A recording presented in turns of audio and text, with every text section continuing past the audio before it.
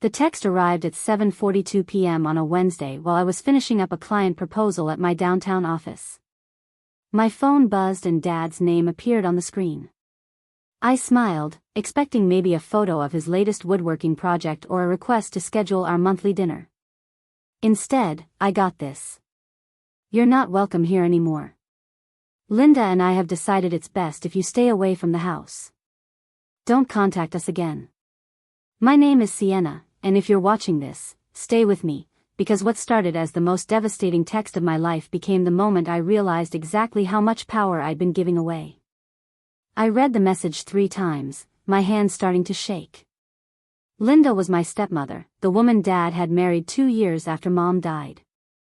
I'd tried to be supportive, tried to welcome her into our family, even though something about her had always felt off. But this? Being told I wasn't welcome in my childhood home? Via text. I called immediately. It rang once before going to voicemail.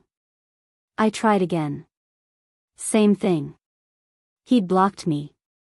I sat there in my office, surrounded by the trappings of the successful career I'd built, the corner office, the view of the city skyline, the awards on the wall, and felt like I was falling apart. My assistant, Jordan, knocked softly. "Sienna? You okay? You look pale." I showed him the text, my hand trembling. His eyes widened. "What the hell? What happened?"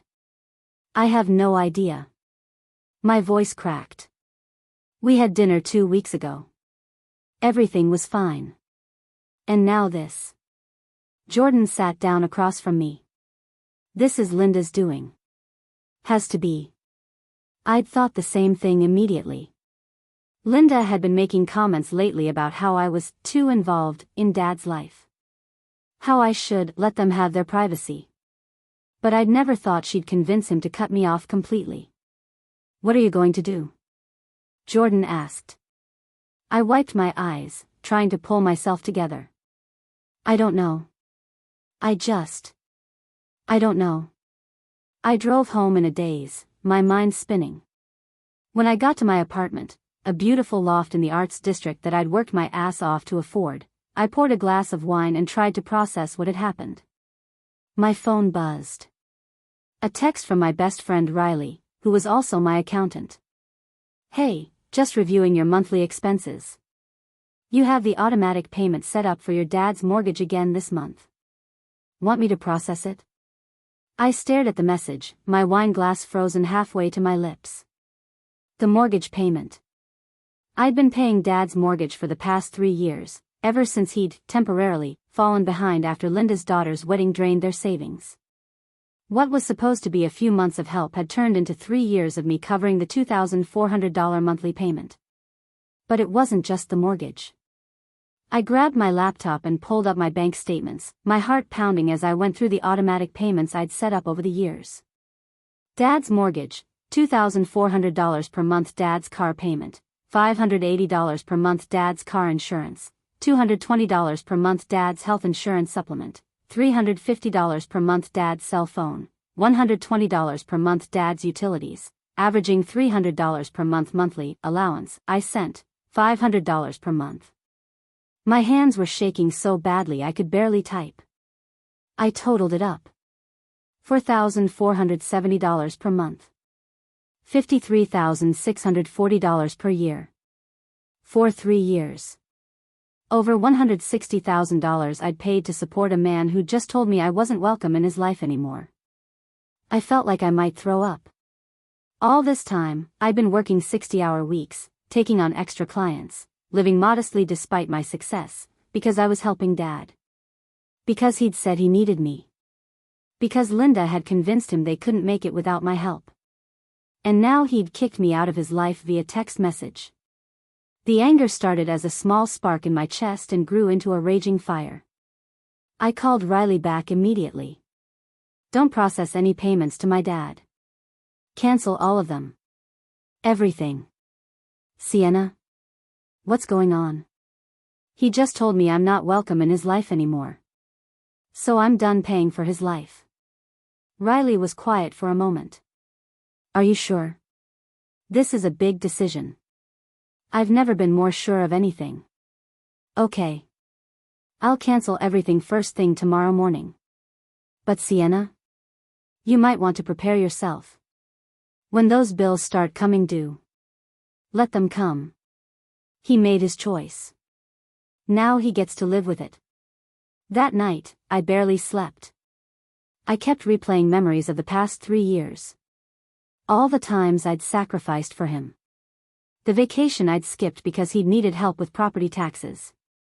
The car I'd kept driving despite it falling apart because I was covering his car payment. The dates I'd turned down because I was too exhausted from working extra hours to afford his lifestyle. And for what? To be discarded via text message? The next morning, I went into my office early and made a list. Every single payment I'd been making. Every automatic transfer. Every bill in my name that covered his expenses. Then I called Riley and we spent 2 hours on the phone, canceling everything. The mortgage payment, canceled. The car payment, canceled. The insurance policies, canceled. The cell phone plan, canceled. The utilities, transferred back to his name with his information. The monthly allowance, stopped. With each cancellation, I felt lighter. Freer. Like I was shedding a weight I hadn't realized was crushing me. How do you feel? Riley asked when we were done. Powerful, I said. And I meant it. The first call came 3 weeks later. I was in a meeting with a major client when my phone started buzzing insistently. Dad's number. I'd unblocked it just to see what would happen. I let it go to voicemail. He called again. And again. 6 calls in 20 minutes. When I finally checked the voicemail during my lunch break, his voice was panicked, desperate. Sienna, I don't know what's going on, but the bank is saying the mortgage hasn't been paid in 2 months. They're threatening foreclosure. This has to be some kind of mistake. Call me back immediately. This is urgent. I deleted the message and went back to work. The text started that evening. Sienna, call me. This is serious. The bank is going to take the house. I don't understand what happened, please. We need to talk. I finally responded with a single message. You told me not to contact you again. I'm respecting your wishes. My phone rang immediately. I declined the call. He texted back, this is different. This is an emergency. The mortgage hasn't been paid. I replied, that's not my problem anymore. What do you mean? You've been handling it. I was handling it. Then you told me I wasn't welcome in your life. So I stopped paying for your life. Seems fair. There was a long pause. Then, you can't do this. Watch me. You made your choice. Live with it. I blocked the number again and poured myself a celebratory glass of wine. Over the next 2 weeks, the calls and messages escalated. Dad somehow got Jordan's number and called my office. Jordan, bless him, told him I was unavailable and would remain unavailable. Linda called from her number. I didn't answer. Dad's sister, my Aunt Marie, called. Sienna, honey, your father is beside himself. What's going on? Did he tell you he texted me saying I wasn't welcome in his life anymore? I asked calmly. Silence. What? 3 weeks ago. Out of nowhere. Told me not to contact him or Linda again. So I stopped paying all his bills. I'd been covering his mortgage, his car, his insurance, everything. Over $4,000 a month. He wanted me out of his life, so I gave him what he asked for. Sienna, I had no idea you were paying for all that. Nobody did. He never told anyone. He just let me quietly fund his lifestyle while Linda spent their money on whatever she wanted. And then he kicked me out. So now he gets to figure it out himself.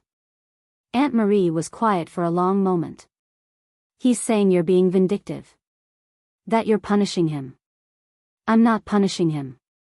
I'm just not being his ATM anymore. There's a difference. The bank is really going to foreclose. Then maybe he should have thought of that before he told me I wasn't welcome in his life.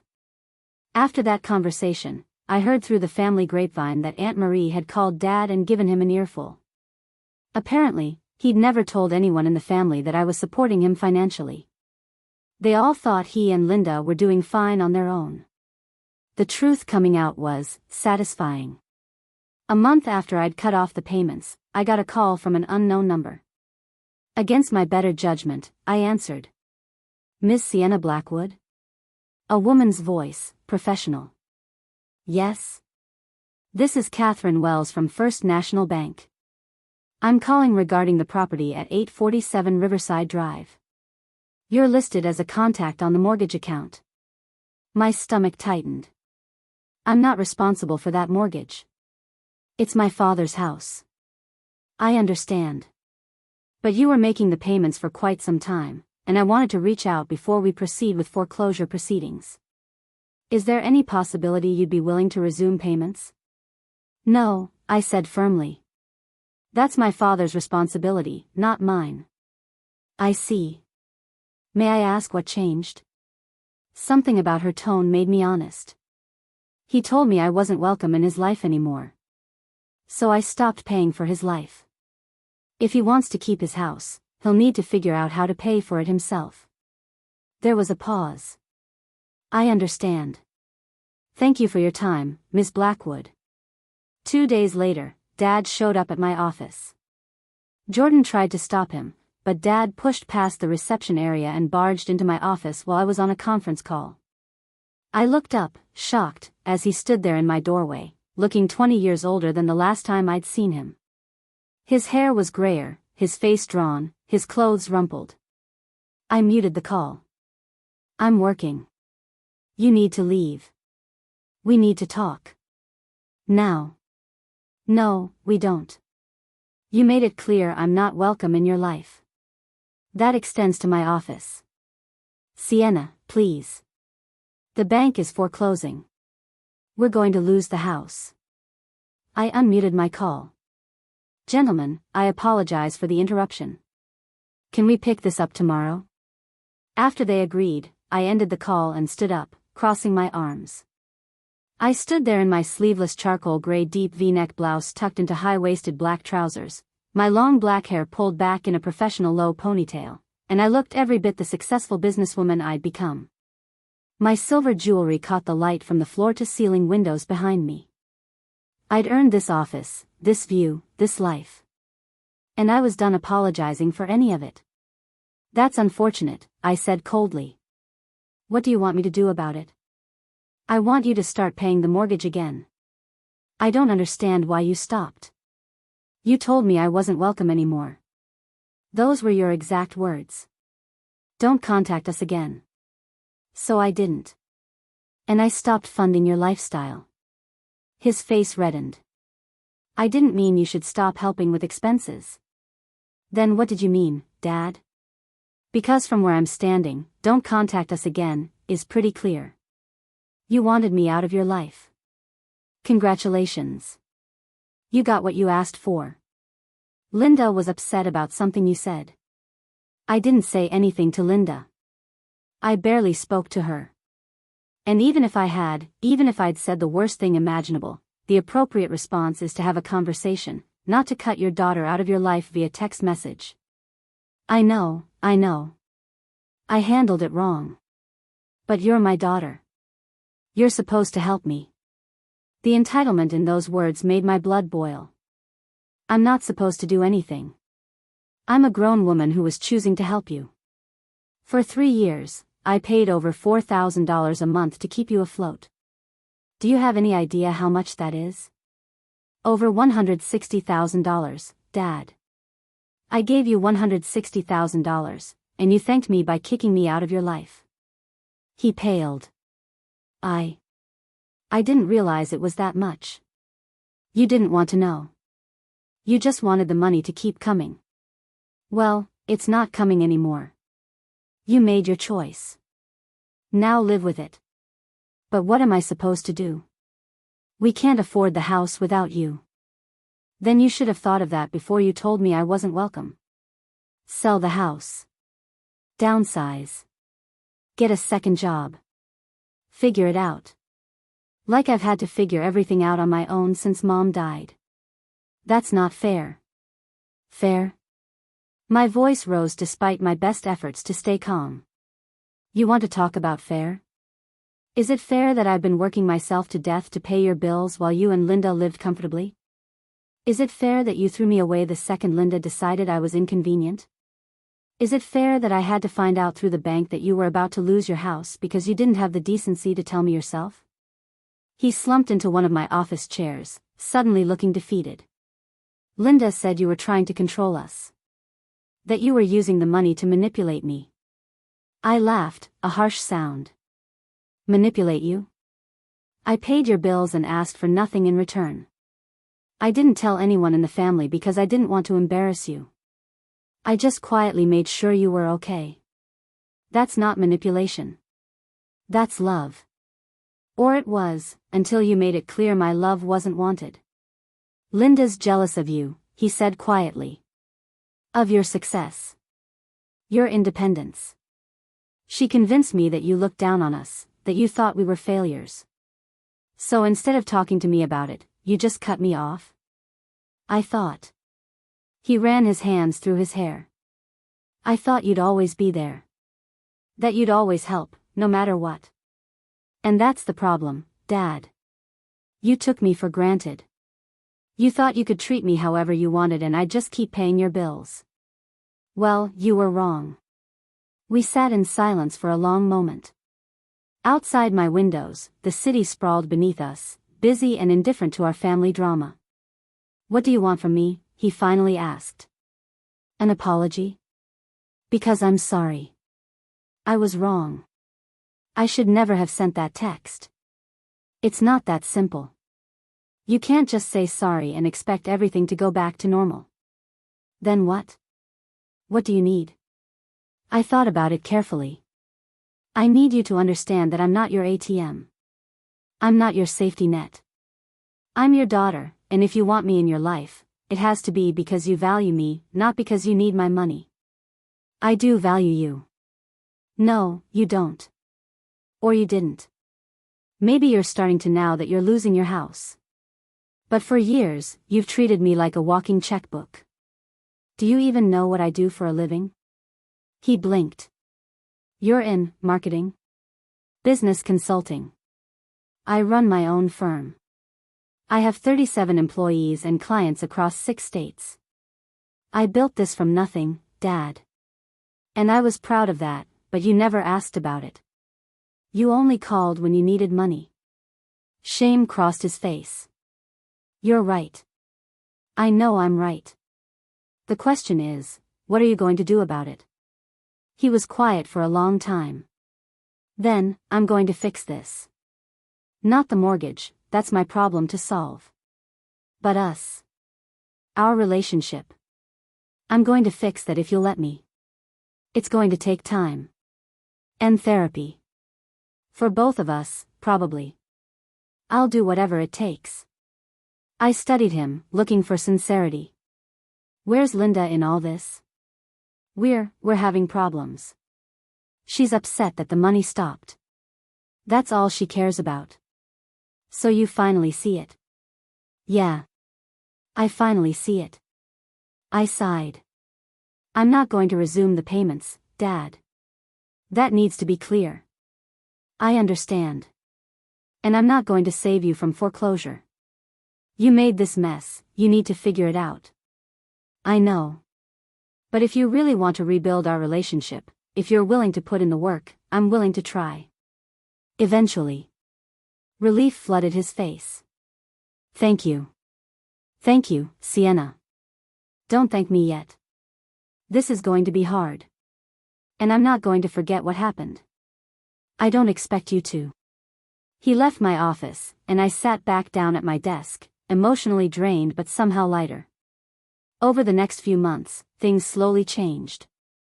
Dad and Linda separated. Apparently, once the money dried up, she lost interest in the marriage. He sold the house and moved into a modest apartment. Got a job as a manager at a hardware store, something he'd been qualified for but too proud to do while he had my money as a safety net. And slowly, carefully, we started rebuilding our relationship. Real conversations, not just financial transactions. He asked about my work. Showed genuine interest in my life. Went to therapy to work through his issues with pride and dependence. It wasn't perfect. Some days I was still angry. Some days he still didn't get it. But it was real progress, built on honesty instead of money. I also made changes. I started putting the money I'd been sending him into investments. Into my own future. I took that vacation I'd been putting off. Bought myself a new car, a beautiful luxury sedan that I'd earned. And I learned something crucial. Sometimes the most loving thing you can do is let people face the consequences of their actions. Not out of spite, but because real growth only happens when people have to figure things out themselves. 6 months after that text message that changed everything, Dad and I met for dinner at a nice restaurant downtown. He looked different, healthier, despite the obvious financial stress. Working seemed to agree with him. Taking responsibility seemed to agree with him. "I'm proud of you," he said over dessert. "Not just for your success, though that's remarkable. But for standing up to me. For refusing to be used." I needed that wake-up call. It nearly destroyed our relationship, I pointed out. No. My actions nearly destroyed our relationship. Your response saved it. Because you forced me to see who I'd become. A taker. A user. That's not who I want to be. Who do you want to be? Your father. Not your dependent. Your father. I reached across the table and took his hand. I'd like that. A year after the text, I was thriving. My business had grown exponentially, partly because I now had the mental energy to focus on it instead of constantly worrying about Dad's finances. I'd started dating someone wonderful. I'd traveled to 3 countries. I'd saved more money in 12 months than I had in the previous 5 years. And my relationship with Dad, while different, was healthier. We talked weekly. He came to my office to take me to lunch, genuinely interested in hearing about my projects. He celebrated my wins without asking for money. For the first time in years, I had a father, not a financial burden. One evening, as I sat in my loft watching the sunset over the city, my phone buzzed with a text from Dad. "Thank you for not giving up on me. Even when I gave up on myself. You saved my life by cutting me off. I see that now." I smiled and texted back, "You saved your own life. I just stopped enabling you to destroy it. Still. Thank you. For being stronger than me when I needed it most." I looked around my beautiful home, at the life I'd built, at the future stretched out before me, full of possibility. That text message a year ago, "You're not welcome here anymore," had felt like the end of everything. But it had actually been a beginning. The beginning of boundaries. The beginning of self-respect. The beginning of understanding that love doesn't mean sacrificing yourself on the altar of someone else's dysfunction. I'd cut off every payment. And in doing so, I'd given both of us something more valuable than money. I'd given us both freedom. The freedom to be real people in a real relationship, not creditor and debtor, not ATM and user, but father and daughter. It had taken losing everything for Dad to find himself. And it had taken cutting him off for me to find my power. We were both better for it.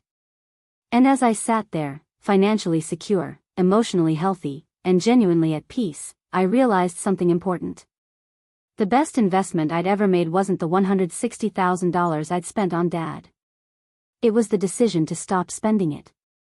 That decision had bought me something money never could, my self-respect. And that was priceless.